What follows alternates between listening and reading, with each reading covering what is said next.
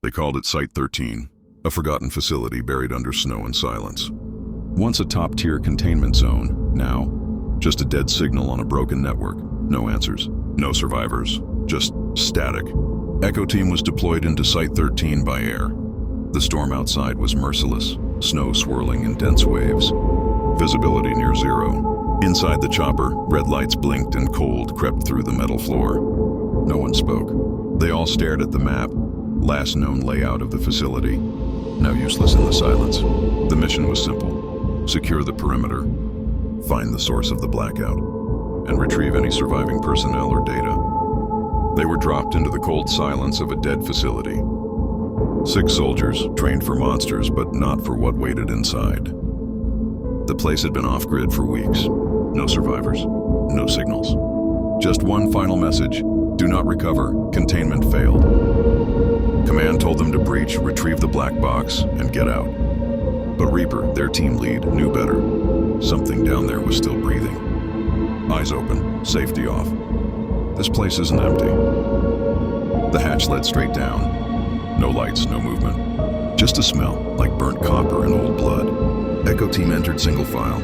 Every step echoed like a scream. Beneath the surface, the facility hadn't just died. It had been torn open. Something was near, watching, waiting, and then metal on metal. Too soft to be mechanical. Too rhythmic to be human. Reaper turned slowly. The voices had stopped. Whatever it was stood in the dark, unmoving, watching, like it had been waiting for them to notice first. A heartbeat of silence. Then chaos. It moved too fast. Just the wind ripping through the hallway. No footsteps, no growl. 2 down, blood on the walls, screaming in the dark. The mission was over. Now it was survival. His breath echoed in the silence. The creature moved, slowly, as if it knew this was no longer a hunt, but a reckoning.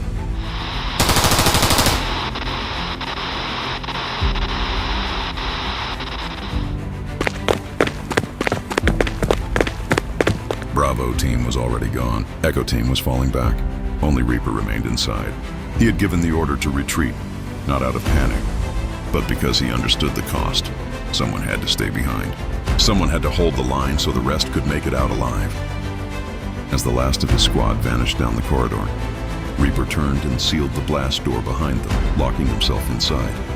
The hallway fell silent. Only the faint hum of failing lights and distant echoes of movement remained. He took a deep breath, pulled a grenade from his vest, the pin still in. He was waiting. From the shadows ahead, something moved, slow, deliberate, too large to be human. Reaper tightened his grip on the grenade as he knew only one option left. The monster was coming, and he wasn't planning to let it pass.